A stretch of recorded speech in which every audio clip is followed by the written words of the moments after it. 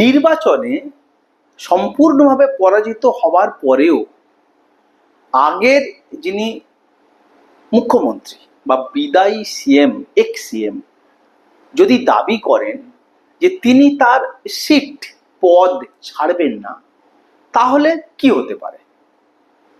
কুয়ো warrant, jail, হাজত, জরিমানা, ক্ষতিপূরণ, নাকি আরো অনেক কিছু? ঠিক কি কি ব্যবস্থা রয়েছে আমাদের কাছে, কি কি ব্যবস্থা রয়েছে সংবিধানে, যেগুলো ধরে আমরা এরকম একটা সমস্যার সমাধান দেখতে পারি বা বুঝতে পারি? কেননা বিষয়টা হয়েছে এই যে সাধারণত আমাদের সামনে কোনো সমস্যা থাকলে সবচেয়ে আগে আমরা যেটা দেখি সেটা এই যে সমস্যাটা আগে কোথাও হয়েছিল কি, এবং সেই আগে হওয়া সমস্যাটার সমাধান কিভাবে হয়েছিল।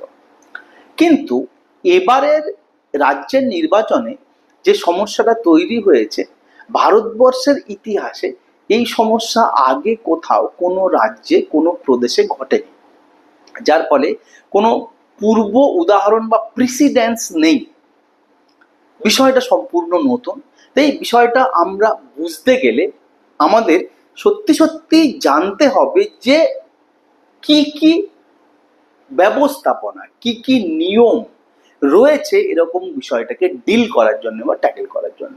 ওকে, তো আমরা সকলেই জানি রাজ্যে নির্বাচন হয়েছে এবং রাজ্যে নির্বাচনের পরবর্তী যে একটা ঐতিহাসিক পরিবর্তন ঘটেছে, এবং যিনি এতদিন সিএম ছিলেন তিনি এখন বলছেন যে এই যে নির্বাচন হয়েছে সেটা সঠিক নির্বাচন হয়নি, তিনি তার পদ ছাড়বেন না। এটা নিয়ে বিস্তর আলোচনা, চর্চা, নানা রকম চায়ের কাপে তুফান উঠছে। কিন্তু অ্যাকচুয়ালি হবেটা কি? সত্যি তিনি এটা বলছেন, এটা তো সত্যি, বাট যদি তিনি এইটা বলে থাকেন বা এই বলা অনুযায়ী করে যেতে থাকেন, অর্থাৎ তিনি তার পদ থেকে ইস্তফা না দেন, যেটা স্বাভাবিকভাবে হতো, স্বাভাবিকভাবে হওয়ার ছিল, তাহলে কি কি পরিণতি হবে বা সেই পরিণতির মধ্যে কোন কোন স্টেপ রয়েছে আমরা জানব।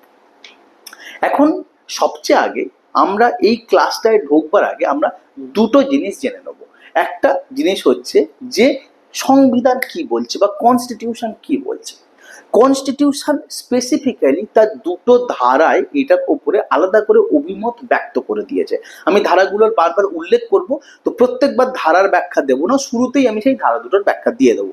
প্রথম ধারা হচ্ছে 164 বা আর্টিকেল 164।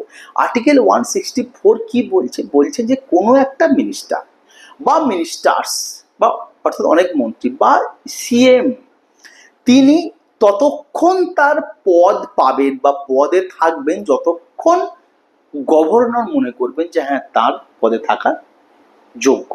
অর্থাৎ এটা গভর্নরস প্লেজার, তার উপরেই ডিপেন্ড করছে সেই মিনিস্টার বা সিএম কতক্ষণ তার পোস্টটা হোল্ড করে থাকবে। এটা আর্টিকেল 164 বলছে। আর্টিকেল 172, আর্টিকেল 172 কি বলছে?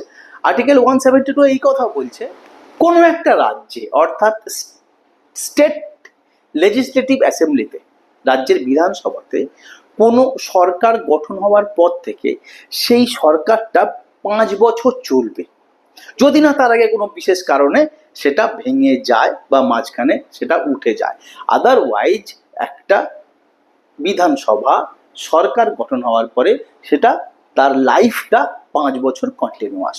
এখন হিসেব অনুযায়ী আমাদের আগের যে বিধানসভার মন্ত্রিসভাটা তৈরি হয়েছিল সেই সরকারটার 5 বছর শেষ হচ্ছে কবে? 8 মে বা 8ই মে। আজকের ডেট 6ই মে, অর্থাৎ দুদিন পরে সংবিধানের নিয়ম অনুযায়ী এইটা শেষ হয়ে যাচ্ছে, এর মেয়াদ কালটা, টেনিওরটা। ক্লিয়ার? তো আর্টিকেল 172 একটা স্পেসিফিক টাইম পিরিয়ড প্রেসক্রাইব করে দিচ্ছে, মাঝখানে কোনো কিছু, আবার বলছি যে বিশেষ কিছু যদি ঘটনা ঘটে সেগুলো আলাদা, স্বাভাবিকভাবে একটা টেনিওর কমপ্লিট হবে 5 বছর। দুটো আর্টিকেল আমরা ডিল করব এই বিষয়টা চর্চা করার জন্য। আর হ্যাঁ, আলোচনা যাতে নিরপেক্ষ হয় এবং কারোকে আলাদা করে আঘাত করা বা হানি করা যদি আঘাত করা বা হানি করা যদি উদ্দেশ্য আমাদের না হয়, সেই জন্যে আমরা একটা ছদ্মনাম নেব বিষয়টা বোঝবার জন্য। তো ধরা যাক বিদায়ী চিফ মিনিস্টার হলেন মিস্টার এক্স। এখন আমরা মিস্টার এক্স কে নিয়ে ঘটনাগুলো বলতে থাকি। ওকে, তো মিস্টার এক্স ভীষণভাবে তার দল হেরে গেছে। কেমন ভাবে হেরে গেছে বলছি। এবং মিস্টার এক্স তার নিজের পদ বা নিজের প্রার্থীর পদে লড়াই করে নিজেও হেরে গেছে, দলও হেরেছে, মিস্টার এক্সও হেরেছে। ক্লিয়ার? এই অবস্থায় হারটা এমন, সেটা হচ্ছে আমরা বলতে পারি যে যে দল জিতেছে সেই দল পশ্চিমবঙ্গের বা রাজ্যের নিরিখে 147টা সিট পেলে বা 147টা সিটে জিতলে ক্ষমতায় সরকার গঠন করতে পারত, ক্ষমতায় আসতে পারত। সেই জায়গায় তারা আরো 60টা এক্সট্রা সিট পেয়েছে, অর্থাৎ 207টা মোট টোটাল সিট পেয়েছে। অর্থাৎ হিসেব অনুযায়ী যেটাকে নিরঙ্কুশ বলে, যে কোনো রকম বাধা বিপত্তি কারোর সাথে দল তৈরি করার প্রশ্ন ছাড়াই সম্পূর্ণভাবে একক সংখ্যাগরিষ্ঠতা অর্জন করেছে নতুন জয়ী দল। অর্থাৎ সেখানটায় কোনো গোলযোগ গন্ডগোল প্রশ্ন ব্যাপার নেই।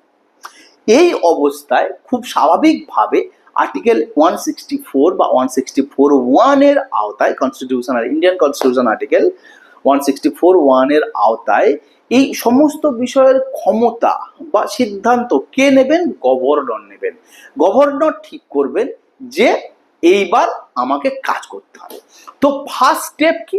ফার্স্ট স্টেপ হচ্ছে যে আর্টিকেল 164 এর আওতায় গভর্নর যে দলটা জয়ী হয়েছে তার নেতাকে ডাকবেন, ডেকে বলবেন যে আপনি সরকার গঠন করুন, যেহেতু আপনার দল জিতে গেছে, আপনার দল মেজরিটি সিট পেয়েছে।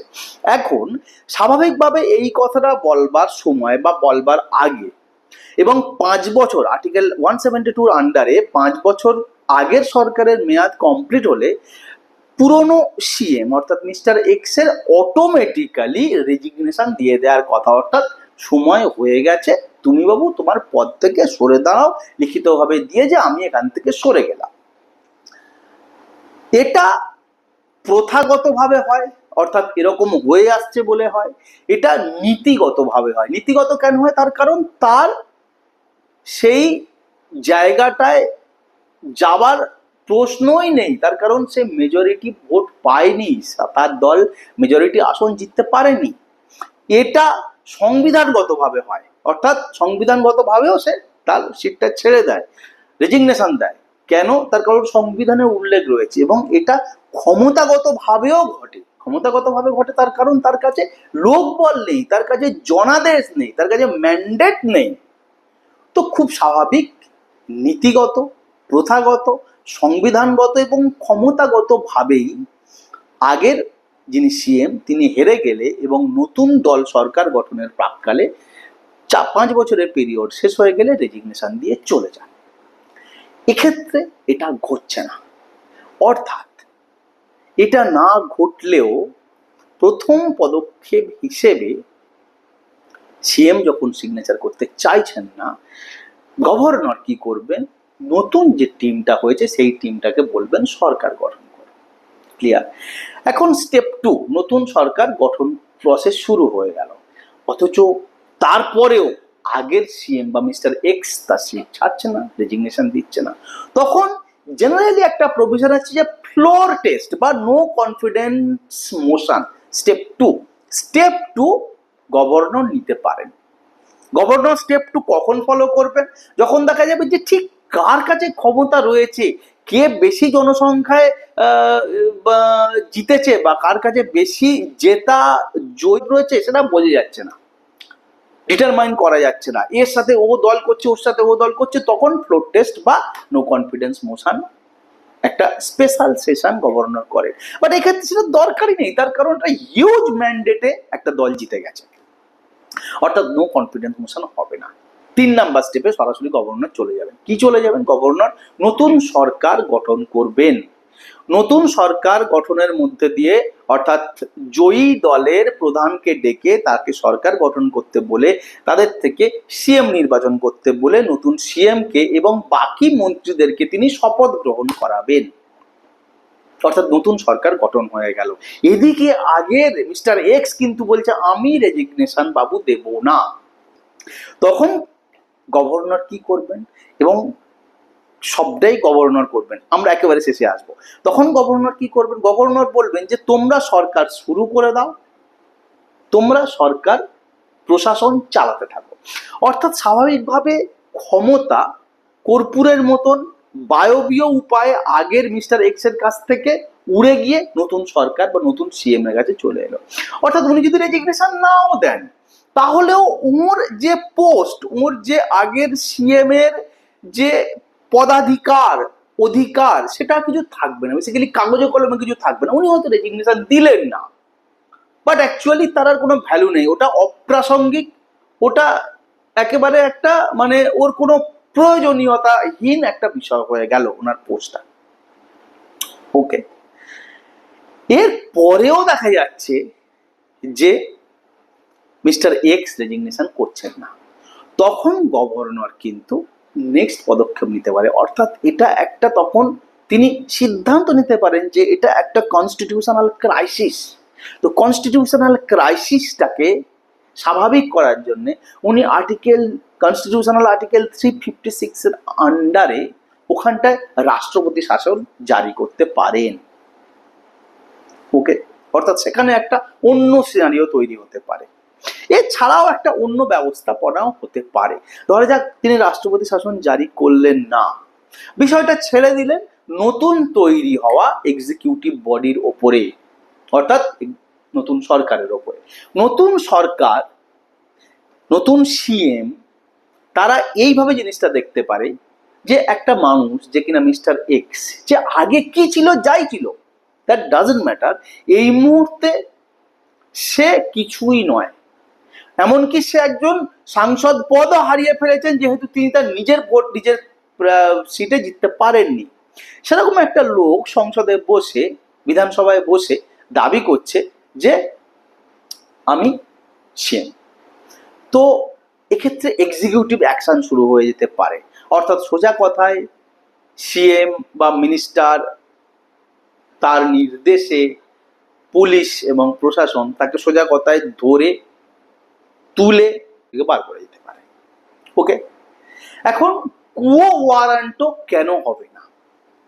কুয়ো ওয়ারেন্টও হবে না এই কারণে, ইল্লিগাল অ্যাপয়েন্টমেন্টের ক্ষেত্রে কোর্ট কুয়ো ওয়ারেন্ট নামক রিটটা অ্যাপ্লাই করে বা ইমপ্লিমেন্ট করে। এক্ষেত্রে কোর্টের বিষয়ের দিকে যাবেই না, তার কারণ যেহেতু ক্রাইসিসটা কনস্টিটিউশনাল, ওকে, বা এক্সিকিউটিভের তরফ থেকে ক্রাইসিসটা হয়েছে, তো এখানটায় আলাদা করে যেহেতু 164, 173, 72 আন্ডারে গভর্নরকে পুরো ডিসক্রিশনারি পাওয়ার দিয়ে দেওয়া হয়েছে, তো এটা গভর্নরই ডিল করবেন কনস্টিটিউশন অনুযায়ী, এখানটায় কোর্ট মাথা গলাবে না। ওকে, তো মোটামুটি এই বিষয়গুলো এরকম দাঁড়িয়ে আছে সংবিধান অনুযায়ী, নিয়ম অনুযায়ী। এখন দেখতে হবে যে সত্যি যদি পুরনো সিএম মিস্টার এক্স তার সিটটা না ছাড়তে চান এবং ক্রমাগত তিনি সময় ধরে ব্যাপারটাকে রেখে দেন এবং রেজিগনেশন না দেন, তাহলে তার জন্য কিন্তু অনেক রকম ব্যবস্থা রয়েছে, অনেক রকমের পরিবর্তন হতে পারে এই বিষয়টাকে নিয়ে। তো ভবিষ্যতই বলবে যে কোন স্টেপে কোন পর্যায়ে গিয়ে তিনি ব্যাপারটা বুঝবেন। ইভেন যদি কোর্টে কেসও হয়, অর্থাৎ ঠিকঠাক ভোট হয়নি, ঠিকঠাকভাবে নির্বাচন ব্যবস্থা মানা হয়নি, এখানটায় চ্যালেঞ্জ করছি বলে কোর্ট কেসও যদি হয়, তাহলেও কিন্তু গভর্নর তার যে ফ্লোর মেজরিটি, অর্থাৎ যিনি সবচেয়ে বেশি ভোট পেয়েছেন বা যার সবচেয়ে বেশি দলে ভোট প্রার্থী জেতা লোক রয়েছে, তাকেই কিন্তু সরকার গড়ার সুযোগ দেবেন কোর্টের রায়, কোর্টের ফয়সালা যখন আসবে। Okay, so this is all about today's class. একদম সম্পূর্ণভাবে একটা কনস্টিটিউশনাল ক্রাইসিস এখানে তৈরি হয়েছে, যা কিন্তু সম্পূর্ণ একাডেমিক দৃষ্টিকোণ দিয়ে আমরা ডিসকাশন করলাম।